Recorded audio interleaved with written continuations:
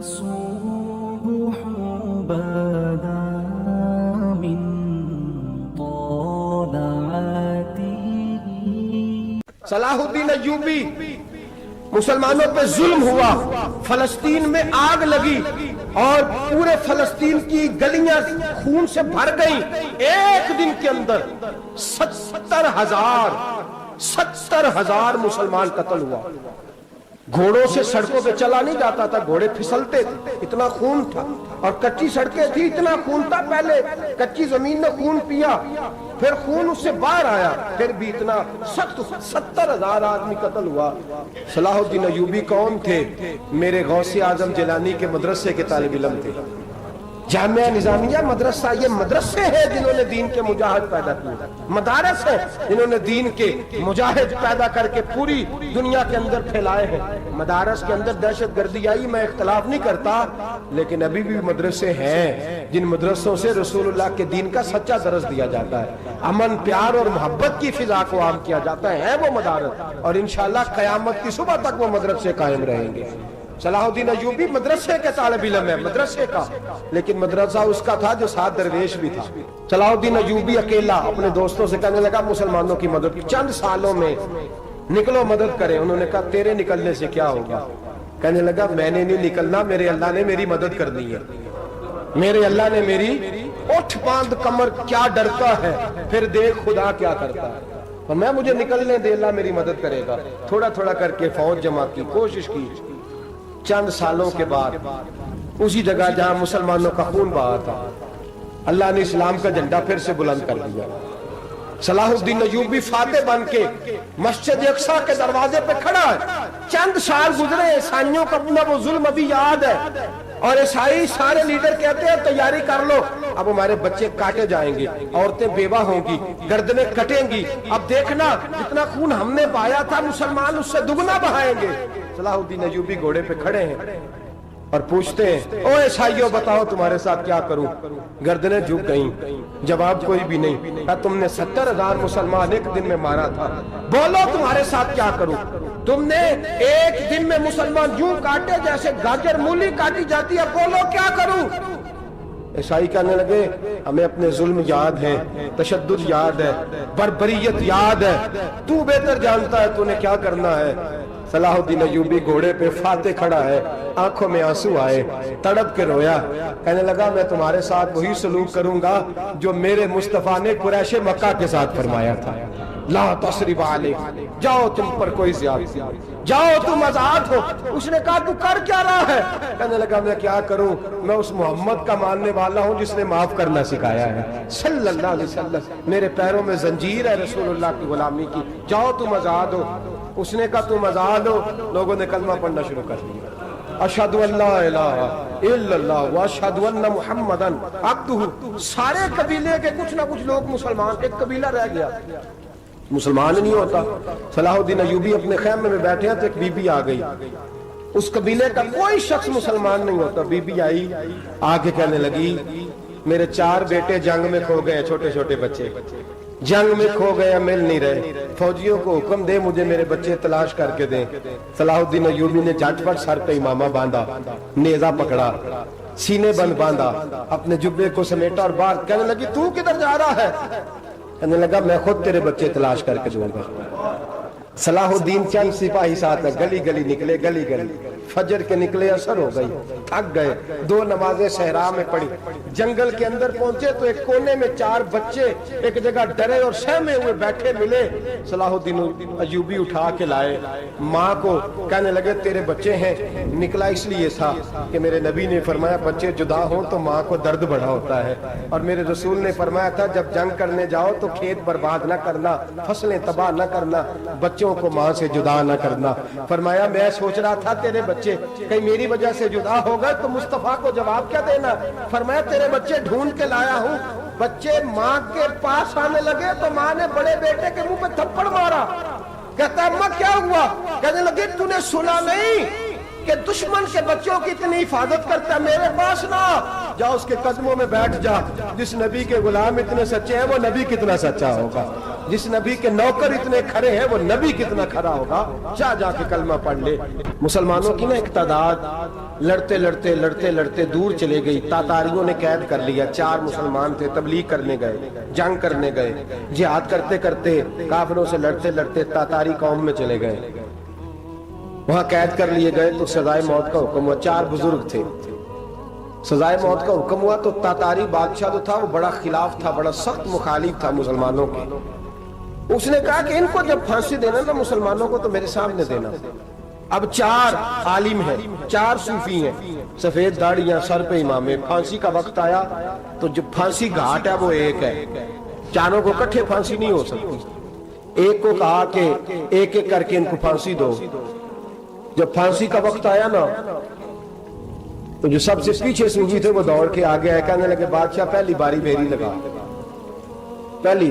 اب بادشاہ نے کہا ٹھیک ہے اسے لٹکا دو۔ وہ قریب آئے تو دوسرے دوڑ آئے، کہنے لگے نہیں پہلی باری میں نے زیادہ کافر قتل کیے، میرا بڑا جرم ہے، مجھے پہلے سزا دو۔ ان کو پھانسی دینے لگے تو تیسرے آ گئے، کہنے لگے نہیں یہ تو میرا قتل کرتا تھا، رستے میں بتایا کرتا تھا، ڈھونڈ کے میں بتلاتا تھا کہ یہاں زیادہ تعداد ہے، مجھے پہلے پھانسی دو۔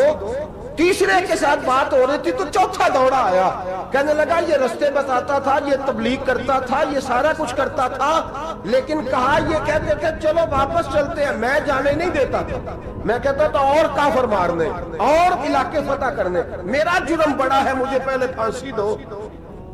بادشاہ کہنے لگا مجھے 35 سال ہو گئے حکومت کرتے، بڑی دنیا کو پھانسی دی ہے، لوگ تو ایک دوسرے کو دھکے دیتے ہیں کہ پہلے تو جا پہلے تو جا، اور تم کیسی قوم ہو کہ ایک دوسرے پہ قربان ہو رہے ہو۔ کہنے لگا تم ایک باپ کی اولاد ہو، جاگ رہے آپ لوگ؟ تاتاری بادشاہ، کافر بادشاہ، اسلام کی مخالفت کرتے ہیں، ایک باپ کی اولاد ہو کا نہیں، ایک قبیلے کے رہنے والے ہو کا نہیں، ایک ملک کے رہنے والے ہو نہیں۔ اس نے کہا رشتہ کیا ہے تمہارا، رشتہ کیا ہے؟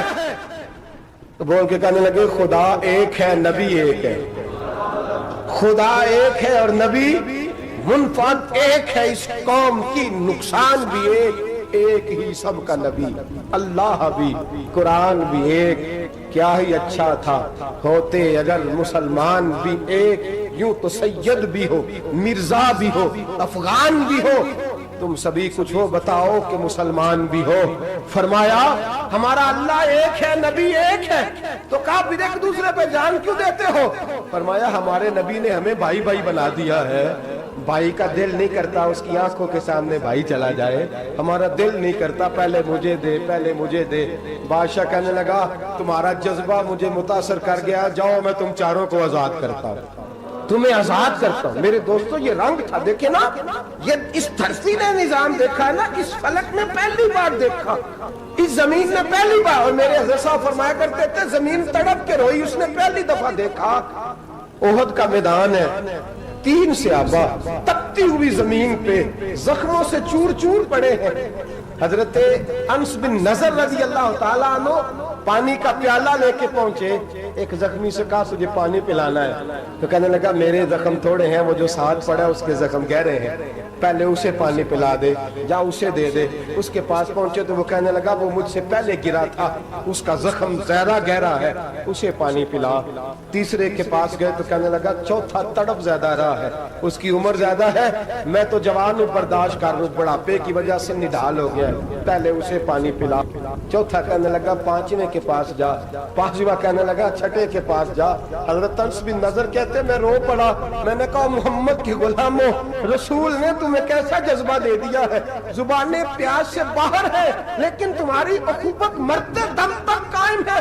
کہتے میں 7ویں کے پاس گیا تو کہنے لگا اگر 6 قربانی دے سکتے ہیں تو مجھے خود غرض نہ سمجھ، میں نے نہیں پانی پینا، جا پہلے کے پاس لے جا۔ کہتے میں پہلے کے پاس آیا تو روح پرواز کر گئی، دوسرے کے پاس آیا تو روح پرواز کر گئی، میں 7ویں تک آیا تو انتقال کر گئے۔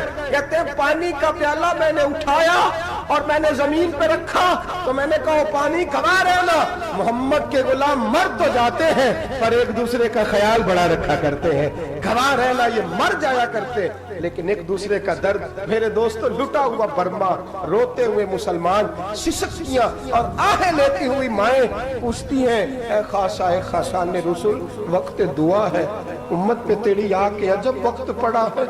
وہ دین جو بڑی شان سے نکلا تھا وطن سے، پردیس میں وہ دین آج غریب الغربا ہے، فریاد ہے اے کشتی امت کے نگہباں، بیڑا یہ تباہی کے قریب آن لگا ہے۔ اور کیا خوبصورت جملے کہے تھے کہ نبی پاک صلی اللہ علیہ وسلم نے، حضور نے فرمایا تھا میرا مومن ایک جان کی طرح ہوتا ہے، ایک جان کی طرح ہوتا ہے، ایک کو تکلیف ہو جسم کے ایک حصے کو سارا حصہ پریشان ہوتا ہے، فرمایا یہ ایک مکان کی طرح ہے، ایک اینٹ دوسری اینٹ کو مضبوط کرتی ہے، فرمایا یہ مضبوط لوگ ہیں، یہ مضبوط لوگ۔ حضرت عمر فاروق کا زمانہ ہے، ایک آدمی نے سیری بھیج دی ایک گھر میں بطور تحفہ، قحط کا زمانہ تھا، گوشت ملتا نہیں تھا، جانور، ایک آدمی نے سیری بھیج دی ایک آدمی کے گھر میں۔ اس نے کیا کیا؟ اس نے اپنی بیوی سے کہا ہماری تو خیر ہے، ساتھ والا پڑوسی زیادہ غریب ہے، ادھر نہ بھیج دے، یہاں گندم امیر شہر کی ہوتی رہی خراب اور بچی کسی فقیر کی فاقوں سے مر گئی، کہا ساتھ والے پڑوسی کے گھر سے میں کئی دنوں سے بھوک کی آوازیں وہاں بھیج دے۔ اس کے گھر گئی تو اس کی بیوی شوہر کو مشورہ دیتی ہے، کہتی ہے میرے بچے تو دلیر ہیں، ساتھ والے کے چھوٹے ہیں، وہ گزارا نہیں، ادھر نہ بھیج دیں۔ ادھر گئی، ایک روایت ہے 7 گھر، ایک روایت ہے 21 گھر، 21 گھروں میں گھومتی ہوئی وہ سری پھر پہلے کے گھر میں آ گئی، اور پہلا صحابی کہنے لگا صرف تو نے ہی محمد کا کلمہ نہیں پڑھا، باقی 20 نے بھی پڑھا ہوا ہے، صرف تو نے ہی رسول اللہ سے یہ درس نہیں لیا، باقیوں نے بھی لیا ہے، اور صرف تیرے اندر ہی جذبہ اظہار نہیں، تو ہی صرف مسلمانوں سے پیار نہیں کرتی، سارے ہی پیار کرتے ہیں۔ وہ سری پھر آ گئی ہے، اب کیا کرنا ہے؟ اب کیا کرنا ہے؟ تو امام نبوی نے لکھا ہے، وہ کہنے لگی کرنا کیا ہے؟ پکاؤں گی میں اور کھائیں گے 21 گھر، پھر بھی اکیلے نہیں کھائیں گے، پکاؤں گی میں اور کھائیں گے 21 گھروں کے مطابق شوربہ پکا، اور پھر برتن میں ڈال کے وہ بی بی ایک گھر کا دروازہ کھٹکھٹاتی ہے، کہتی ہے مصطفیٰ کے غلاموں نکلو باہر اور کھاؤ، اس لیے کہ جس نبی نے مجھے پیار کا حکم دیا اسی نے تمہیں بھی پیار کرنا سکھایا ہے، یہ رنگ چشم فلک نے سکھایا ہے۔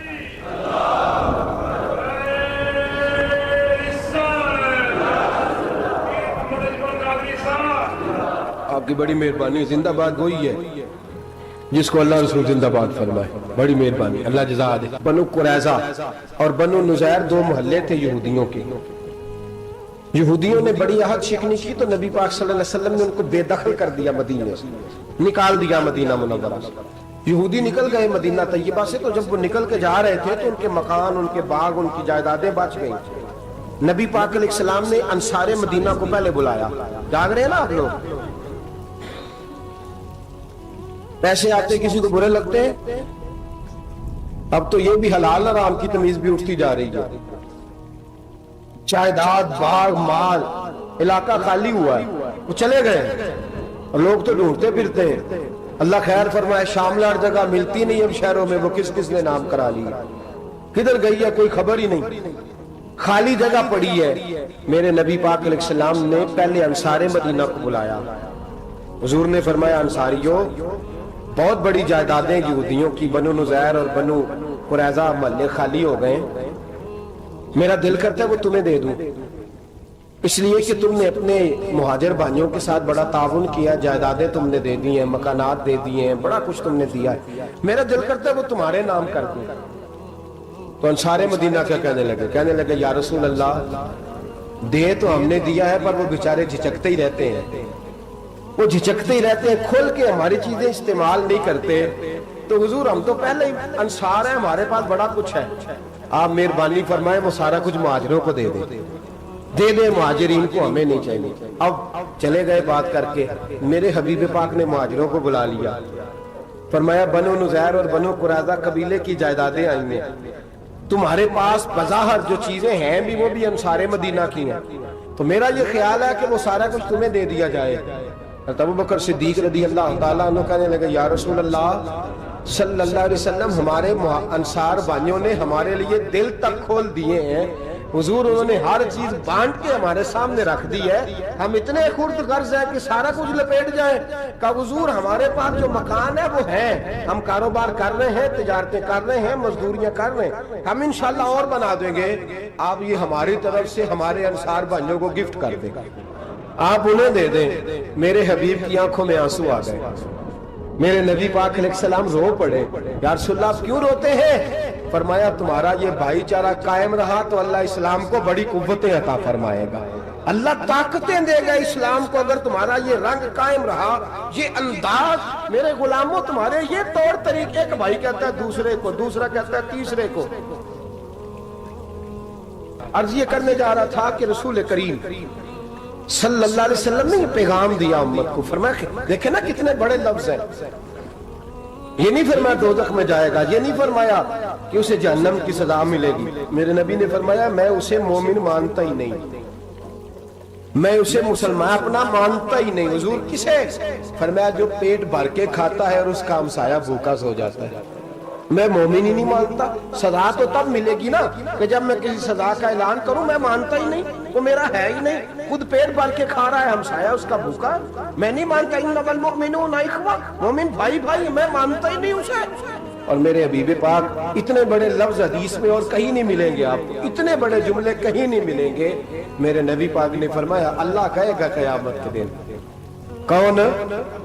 اتنے بڑے لفظ حدیثوں میں ملتے نہیں جتنے یہ ہیں۔ حضور نے فرمایا رب فرمائے گا بندے سے کہ میں تیرے پڑوس میں بھوکا تھا، تو نے مجھے روٹی کیوں نہیں کھلائی؟ کون کہہ رہا ہے؟ اللہ کہہ، میں بھوکا تھا تو نے روٹی نہیں دی، میں ننگا تھا تو نے کپڑا نہیں دیا، میں پیاسا تھا تو نے پانی نہیں پلایا، میں بیمار تھا تو تیمارداری۔ یا اللہ نہ تو کھاتا ہے، نہ پیتا ہے، نہ کپڑا پہنتا ہے، نہ تو بیمار ہوتا ہے، لا تاخذہ سنۃ ولا نوم، تجھے بیماری آتی نہیں، اونگ نیند نہیں آتی، میرے مالک تو میرے پڑوس میں تھا۔ حضور فرماتے ہیں رب فرمائے گا وہ جو بندہ تیرے پڑوس میں بھوکا تھا تو بندہ تو میرا ہی تھا نا، وہ جو بندہ تیرے پڑوس میں ننگا تھا تو بندہ تو میرا ہی تھا نا، وہ جو تیرے پڑوس میں پیاسا تڑپتا رہا تو وہ میرا ہی بندہ تھا۔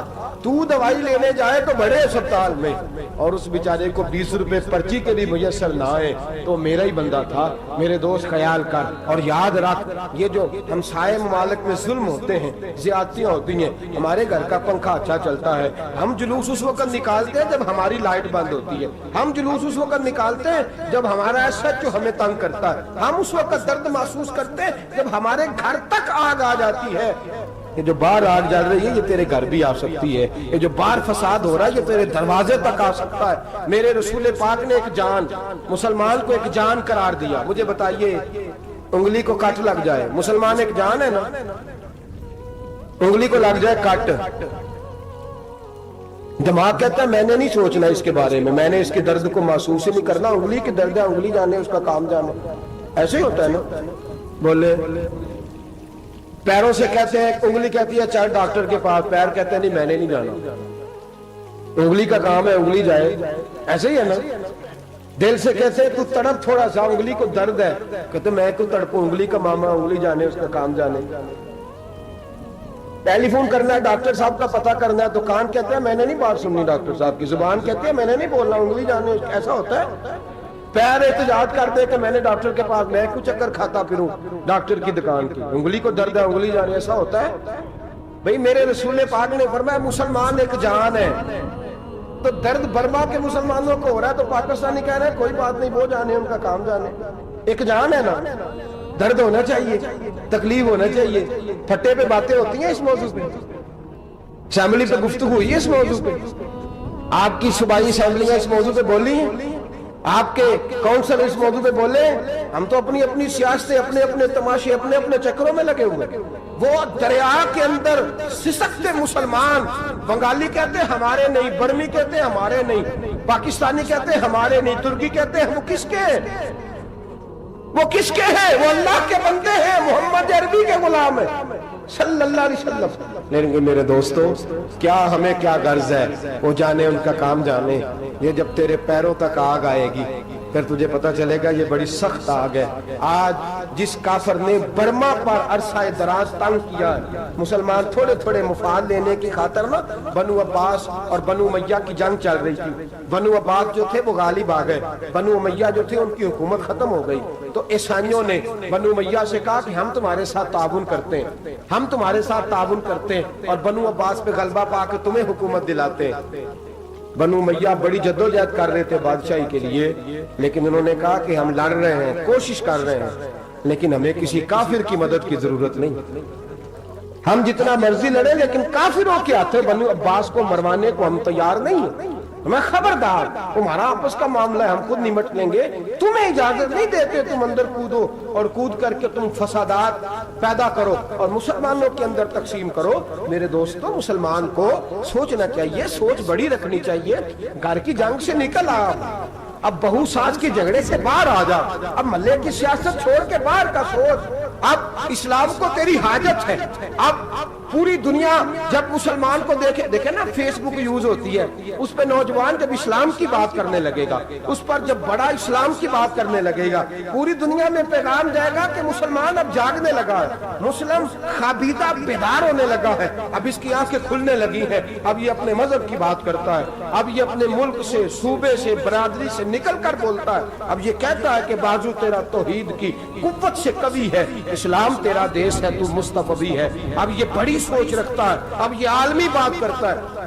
میرے دوستو، ہمارا تو حال یہ ہے، امام اعظم ابو حنیفہ کا فتویٰ ہے، آپ فرماتے ہیں جو مولوی عالمی حالات سے باخبر نہ ہو وہ جمعے کی تقریر نہ کرے، وہ مسلمانوں کی رہنمائی نہیں کر سکتا، عالمی حالات سے جو خبردار نہ ہو۔ تو جس کو چھٹی ہو جائے، تو نے ختم نہیں پڑھا، دوڑ جا مسجد سے، تو ختم نہیں پڑھتا ہمارے، تجھے پتہ ہی نہیں تو کہاں رہتا ہے، بھاگ جا، وہ عالمی حالات پہ بات کرے گا، کیونکہ بیچارے کو تو پتہ ہے میری سویرے چھٹی ہو جانی ہے، سیاست کا لفظ چھیڑا نہیں تو میں گیا نہیں۔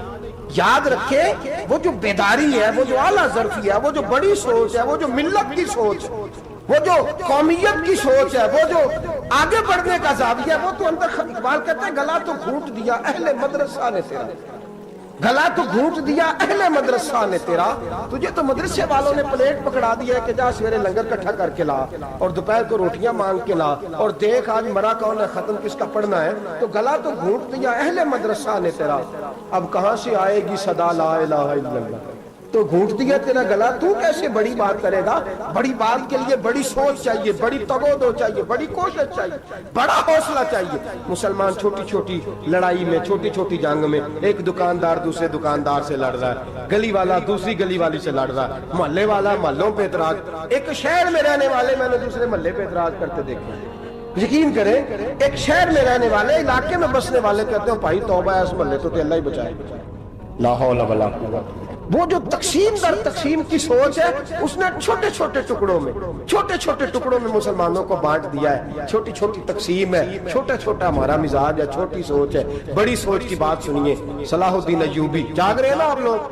تو آخنا حضرت صاحب ایڈی وڈی گل چھیڑ چھڑی ہے، یہ مطلب ہی کون نہیں، کنے برما جانا ہے تو کنے مدد کرنی ہے، میں تو بھائی فریضہ سر انجام دے رہا ہوں۔ میرے نبی نے فرمایا برائی کو یا ہاتھ سے بدل، ہاتھ سے نہیں بدل سکتا تو زبان سے تو بولنا، تو میں معذور ہوں، کمزور آدمی ہوں، ہاتھ سے بدلنے کی طاقت نہیں رکھتا، تو دوسرے درجے پہ تو مجھے عمل کرنے دو نا، اثر کرے نہ کرے سن تو لے میری فریاد، نہیں ہے داد کا طالب یہ بندہ آزاد، رونے تو دو، تڑپنے تو دو، آہیں تو بہانے دو، سسکیاں تو لینے دو، مار کھائیے تو تڑپنے تو دو۔ وہ قرآن پاک، برما میں پابندی لگی ہے تو میں یہاں سوچنے لگا ہوں کہ وہاں تو پابندی لگی ہے، یہاں پہلے لوگ کوئی نہیں پڑھی۔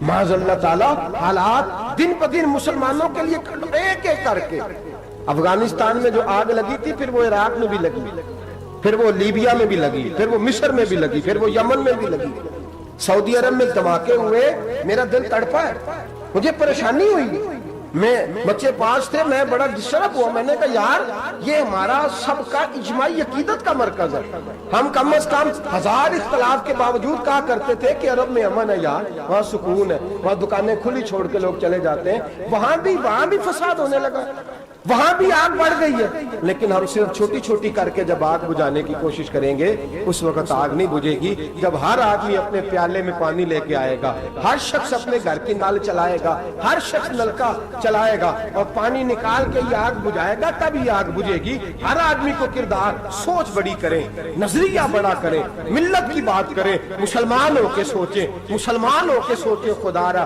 निकले ये घर के झगड़ों से, थोड़ी देर के लिए अपने आप को बड़ा करें, बड़ी सोच आप बनाएं। जब दोस्तियां लगाएं, यराने लगाएं, तो छोटे मोटे हिसाब से बचें। बाबा बुल्ले शाह साहब फरमाते, कोरे वर्क किताब नहीं हुंदे, कोरे वर्क किताब नहीं हुंदे, पत्थर दिल गुलाब नहीं हुंदे।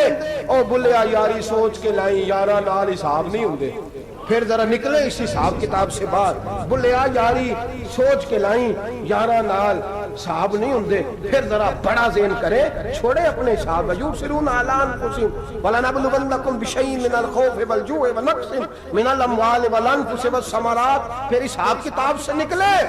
फिर इमाम अली मकाम की तरह ये सोच बनाए कि हुसैन के बच्चे चले जाएं तो कोई हर्ज नहीं, उम्मत पर आंच नहीं आनी चाहिए। एक इमाम अली मकाम, कल तक इमाम मैदान में खड़े थे तो अकेले थे, लेकिन आज पूरी दुनिया कहती है हुसैन हमारा है, हुसैन हमारा है। आज नजरिया इमाम अली मकाम जिंदा है, तू अकेला है तो खड़ा हो। ये ना कहा कर छोटी सी मस्जिद है, एक कोना का खड़कावा, मौलाना तकरीर कर रहे हैं तो क्या बनेगा। एक आवाज कहीं से गूंजा करती है, फिर उसमें तासीर मेरा अल्लाह पैदा फरमा दिया करता है, फिर उसके अंदर कुव्वत मेरा रब पैदा फरमा दिया करता है, फिर अल्लाह उसमें तासीर पैदा करके चार दांग आलम में फैला दिया करता है। जब आप नमाज पढ़ रहे होते हैं, जब आपका मुसल्ला आबाद होता है, सलाहुद्दीन अय्यूबी एक बुजुर्ग से मुलाकात हो गई, बैतुल मक़दस पर कब्जा था ईसाइयों का। तो सलाहुद्दीन बड़े परेशान थे। वो बाबा जी कहने लगे, पुत्र क्या हुआ? कहने लगे, हुजूर पता चला है दुश्मन के 2 बहरी बेड़े असला लेके आ रहे हैं। मुसलमान पहले ही कमज़ोर हैं, और अब अगर 2 बहरी बेड़े और आ गए तो हुजूर मसला बन जाएगा। तो मैं परेशान हूँ कि किस तरह ये कम मसले वाली हमारी फ़ौज है, कैसे मुकाबला करेगी। तो बाबा जी कहने लगे, पुत्र इस तरह करना, आज रात तू भी दुआ करना और मैं भी करूँगा, तू भी दुआ करना। आप नाराज़ ना होना, हम तो पीरों वाले हैं, हम तो पीरों के नौकर गुलाम हैं, हमारा तो गुजारा ही नहीं, हमें तो मिलता है सारा कुछ वहाँ से। पर मेरा सवाल ये है कि तवीज़ लेने जाते हो, नफल क्यों नहीं पढ़ते? रात अल्लाह अल्लाह क्यों नहीं करते? ये भी तो हमारे बुजुर्गों का ही तरीका है, उन्होंने तो हमें सिखाया है। सलाहुद्दीन अय्यूबी से बुजुर्गों ने कहा कि रात आज ना अल्लाह अल्लाह करना, तो मैं तेरे लिए दुआ करूंगा, तू भी दुआ करना। तो बंदा जब दुखी होता है तो सजदा करता है, तो फिर ही तो मुसल्ला भीग जाता है, फिर ही तो मजा आता है। सुखी बंदा तो काबे जाके नहीं रोता। दुखी थे, तकलीफ थी, तो सर रखा सजदे में तो तड़प गए। और वो बाबा जी कहते हैं, मैं मस्जिद आया तो सलाहुद्दीन चीखे मार के रो रहा था और कह रहा था, मालिक मैं कोई अपनी शान के लिए तो नहीं ना लड़ रहा, अल्लाह को मैं कोई कब्जों के लिए तो नहीं लड़ रहा, मालिक तेरे लिए लड़ रहा हूँ, मुझे बेआबरू ना करना, मेरी मदद फरमाना। कहते मैं आया था कि मस्जिद में दुआ करूँगा, पर सलाहुद्दीन अय्यूबी को रोते देखा तो मैं लौट गया। तो सवेरे सलाहुद्दीन मिले तो बड़े खुश थे। मैंने कहा, पुत्र क्या हुआ? कहने लगे, हुजूर वो बहरी बेड़े 2 आ रहे थे ना असला लेके, दोनों डूब गए पानी में, पानी में डूब गए। तो बाबा जी कहने लगे, सलाहुद्दीन वो पानी में नहीं डूबे, वो तेरे आंसुओं में डूब गए, वो गर्क हो गए। वो जो तूने मुसल्ला बात किया तो वो तेरे आंसुओं में डूब गए, वो गर्क हो गए, वो तबाह, इतने कीमती थे तेरे आंसू के, बहा ले गए दुश्मन के बहरी बेड़ों को। मेरे भाई, ठीक हो गया जी, मेरे अजीज, समझ लें इस बात को हमेशा के लिए, और इस पर गौर कर लें अच्छे तरीके से कि मेरे रसूल करीम सैयद आलम सल्लल्लाहु अलैहि वसल्लम ने ना हमारी तवज्जो दिलाई, हुजूर ने हमें बतलाया, हमारा ज़ौक़ बढ़ाया इबादत की तरफ। एक सहाबी थे हज़रत अबू फातिमा रदी अल्लाह ताला अन्हु, ये तिरमिज़ी शरीफ की हदीस है। नबी पाक अलैहिस्सलाम ने फरमाया, अबू फातिमा क़यामत के दिन मुझसे जल्दी मिलना चाहते हो कि देर के साथ? तो कहने लगे, हुजूर कौन होगा जो देर से मिलना चाहे, हमने तो जान दे दी वादा दीदार पर। आला हज़रत फरमाते हैं, जान दे दी वादाए और नगद अपना दाम हो ही जाएगा। मुझे लगता है कि ये सौदा नगदो नगद हो जाना है, क्योंकि हमने जान दे दी वादाए دیدار پر آپ نے وعدہ کیا تھا کہ مریں گے تو پھر زیارت ہوگی، تو مر گئے ہم زیارت کی خاطر، جان دے دی وعدہ ہے دیدار پر، تو نقد اپنا دام ہو ہی جائے گا۔ اے رضا ہر کام کا ایک وقت ہے، دل کو بھی آرام ہو ہی جائے گا۔ تو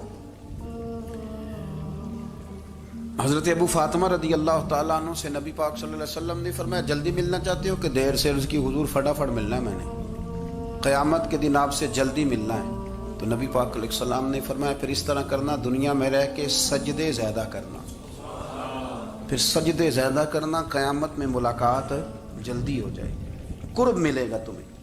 اپنے بچوں کے اندر دیکھیں نا، ہم شوق پیدا کرتے ہیں، ہمیں صحیح لفظ نہیں بولنے آتے پر ہم بچوں میں شوق پیدا کرتے ہیں کہ پتر ڈاکٹر بن جائے گا تو بڑا نفع کرے گا، تو لوگوں کی خدمت کرے گا، ملک و ملت کی خدمت کرے گا، تیرے ابا کا نام روشن ہوگا، تیرے دادا کی تعریفیں ہوں گی۔ ہم یہ ذوق پیدا کرتے ہیں۔ ہم اپنے نوجوانوں کے اندر یہ فکر پیدا کرتے ہیں، انہیں ہم سمجھاتے ہیں کہ میاں جب تم پڑھو گے، محنت کرو گے تو فلاں آدمی کی طرح تمہارا نام ہوگا۔ یہ جتنا ذوق ہم بچوں کے اندر ان چیزوں کا پیدا کرتے، ہمیں حکم ہے کسی طرح ہم ذوق پیدا کریں کہ پتر نماز پڑھے گا تو اللہ راضی ہو جائے گا، تو سجدہ کرے گا۔ دیکھیں نا میرے رسول کریم علیہ السلام نے فرمایا 7 سال کے بچے کو مسجد لے کے جاؤ، یعنی اسے شوق دلاؤ، اس کے اندر یہ خاصیت پیدا کرو کہ اس کا دل کرے مسجد میں جانے کا، اس کے اندر یہ خصوصیات لاؤ کہ وہ ہمارے ہاں نا ہر چیز کو پروموٹ کیا جا رہا ہے، ہر چیز کو، یعنی سر سنگیت سکھانے کے لیے اکیڈمیاں بن گئی ہیں، ہر شے پروموٹ ہو رہی ہے، عبادت کا جذبہ کم ہوتا جا رہا ہے، اللہ کا ذوق ہمارے اندر نہیں رہا۔ اور اتنا مشکل ہم نے اپنے لیے بنا لیا ہے کہ وہ بندہ جو بڑی زبردست مذہبی گفتگو کر رہا تھا اور تگڑی بات کر رہا تھا، کیا بات ہے، لیکن نماز کے بارے میں کمزوری دکھا جاتا ہے، نوافل کے بارے میں وہ چپکے سے نکل جاتا ہے۔ امام احمد بن حنبل رحمۃ اللہ تعالی علیہ، مسند امام احمد بن حنبل 14 جلدوں میں ہے مارکیٹ میں، اور مجھے تو خیر پسند ہی بڑی ہے، میں نے تو کئی دفعہ پڑھی ہے، اور کیا بات ہے امام احمد بن حنبل کی، کیسے تگڑے قسم کے محدث تھے اور اللہ نے کتنا انہیں اعزاز عطا فرمایا ہوا۔ یہ کوڑے بھی کھاتے تھے دین کی خاطر، سارا کرتا لہو سے بھر بھی جایا کرتا تھا، بڑا اعزاز والا شخص تھے، بڑے اعزاز والے، حدیثیں جمع کرنا، حدیثیں لکھنا، حدیث پڑھانا، سارا دن رہتے تھے۔ کہہ سکتے تھے کہ میں کر تو رہا ہوں کام، اور حدیث بھی موجود ہے کہ عالم عابد سے افضل ہوتا ہے، پر اس کے باوجود امام احمد بن حنبل رحمۃ اللہ علیہ 300 نفل فرض نمازوں کے علاوہ پڑھا کرتے تھے، 300 نوافل روز پڑھا کرتے تھے۔ ان کے بیٹے نے کہا ابا جی مکان خریدنا ہے تو وہ جگہ کہاں کر کے لوں، بہت ساری آبادیاں، تو فرمایا پتر وہاں لینا جہاں مسجد قریب ہو۔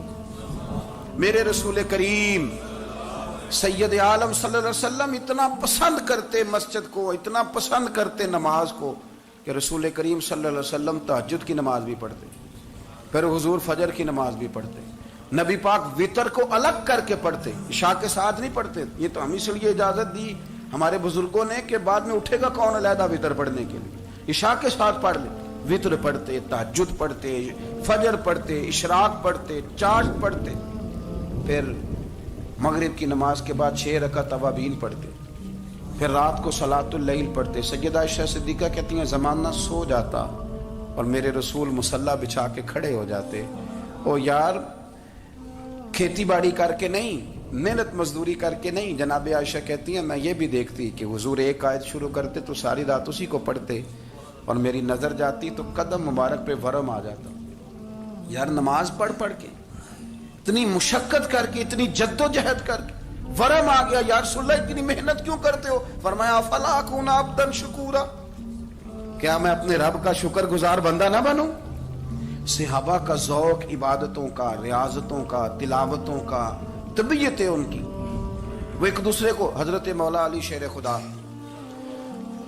کرم اللہ تعالی وجہہ الکریم کے زمانے میں روم کے بادشاہ نے کہا یار یہ مسلمانوں کا پتہ تو کرو، یہ آخر کیوں اتنے زیادہ مجاہد ہیں؟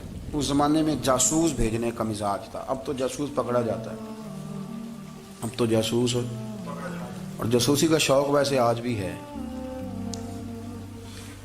عرض کروں تھوڑی سی بات اس عنوان سے، پتہ ہے کیا ہمارا مسئلہ ہے؟ ہم جہاں جاتے ہیں نا وہاں تھوڑی خوشبو سونگنے کی کوشش کرتے ہیں. وہ کیا ہے تو یہ کیا ہے تو ادھر کیا ہے تو تھوڑا سا ادھر کیا ہے. میرے رسول پاک پڑھیے درود شریف سارے پڑھیے ذرا زور سے صلی اللہ تعالی. نبی پاک علیہ السلام نے فرمایا جاسوسی نہ کرنا ورنہ تم بندوں کو خراب کر دو. اور فرمایا اس طرح نہ ہو کہ تم کسی کے آپ کھول نہ نکلو تو تمہارے پہلے کھول جائیں. یہ جو ذوق ہے نا یہ ختم کریں, چھوڑیں. مطلب آپ کس چکر میں پڑے ہوئے ہیں؟ اتنی زیادہ توجہ کرنے کی کیا ضرورت ہے؟ انہیں کام سے کام رکھیں. اس میں بندہ تھوڑا سا نا آسان رہتا ہے. یہ جو بہت زیادہ ٹٹولنے والے لوگ ہوتے ہیں نا وہ بیچارے پھر عمر ٹٹولتے ہی گزار دیتے ہیں, اس لیے کہ مزاج ہی بہت پکا ہے. بوری کا منہ کھول کے اندر تک ہاتھ ڈالنا تو پھر کئی دفعہ سامنے سے بچھو بھی لڑ جاتا ہے, خرابی ہوتی.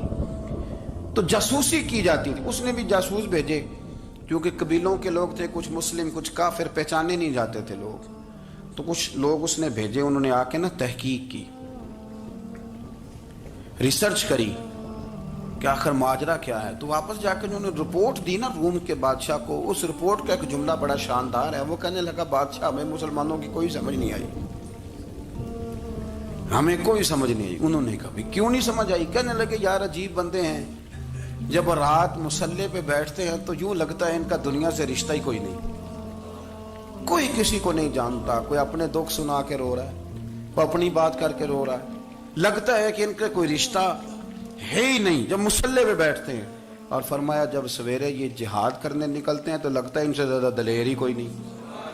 حالانکہ جو مسلحوں پہ رونے دھونے کے لوگ ہوتے ہیں وہ کئی دفعہ جہاد میں کام نہیں کرتے, لیکن عجیب لوگ ہیں کہ رات کے راہب ہیں, دن کے مجاہد ہیں, کوئی سمجھ نہیں آتی. میرے عزیز ان لوگوں نے مسلح آباد کر کے رکھا, تلاوتیں ان کا ذوق رہی, منزل روز پڑھنا, اسباق پڑھنا, وظائف پڑھنا یہ ان کا ذوق رہا. اعلیٰ حضرت بریلوی رحمت اللہ نے 1000 کتاب لکھی ہے, لیکن الوظیفۃ الکریمہ کے نام سے جو وہ صبح و شام وظائف پڑھتے تھے وہ الگ انہوں نے ان کو بیان کیا, پابندی کے ساتھ اپنی اللہ اللہ کرتے.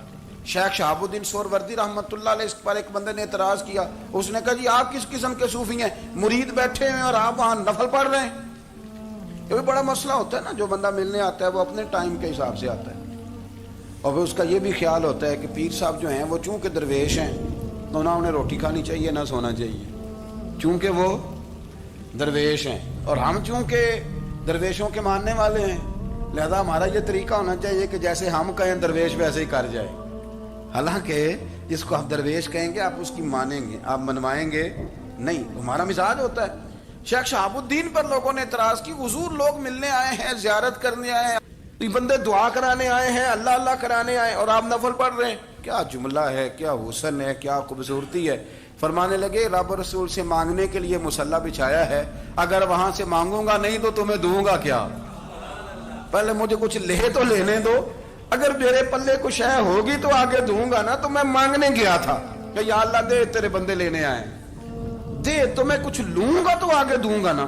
لیکن ہمارا یہ سٹیٹس, یہ مزاج, یہ شعور نہیں ہے. گپیں, کہانیاں, داستانیں, گفتگو, خطابت, واز, کیا بات. لیکن اگر کچھ کرنے کا کام ہو تو وہ نہیں ہم سے ہوتا. میرے نبی کریم علیہ الصلوۃ والسلام نے مصلی سے دل لگانے کا درس دیا, حضور نے توجہ دلائی. صحابہ اس ذوق کے حامل لوگ تھے, وہ کوشش کرتے تھے. جناب صدیق اکبر رضی اللہ تعالیٰ عنہ کا عبادت کا مزاج ہمیشہ قائم رہا. حضرت عمر فاروق ساری رات اللہ کے حضور کھڑے رہے.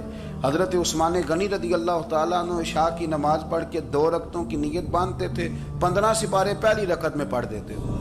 اللہم صلی علی سیدنا و مولانا محمد, اللہم صلی علی سیدنا و مولانا محمد.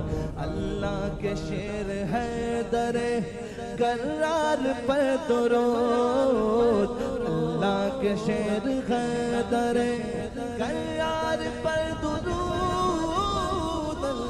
کے شیر غدر کرار پر درود, حضرت حسن حسین کے کردار پر درود. زینب کی بارگاہ میں زینب کی بارگاہ میں زینب کی بارگاہ میں زینب کی بارگاہ میں سلام نیاز ہے زینب کی بارگاہ میں سلام نیاز ہے جو مرتضیٰ کی لاڈلی زہرا کا ناز ہے اللہم صلی علی سیدنا و مولانا محمد وعلی سیدنا علی و سیدتنا فاطمہ و سیدتنا زینب و سیدنا حسن و سیدنا حسین